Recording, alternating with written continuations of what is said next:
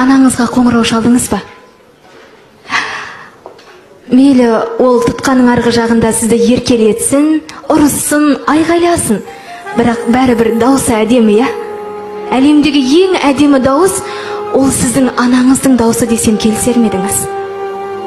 Демек, сол әдемілікті бүгін естісеңіз, онда сіз әлемдегі ең бақытты жансыз.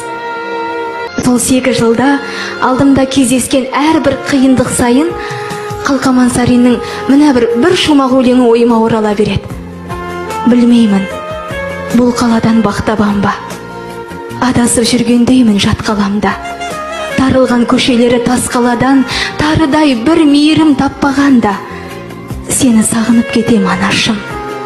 Неге екенін білмеймін, осы шумақ әр қиналған сайын ойыма оралады да тұрады. Мейлі сіз анаңызға хабарласыңыз, хабарласпаңыз, бірақ сіздің тірі жүрген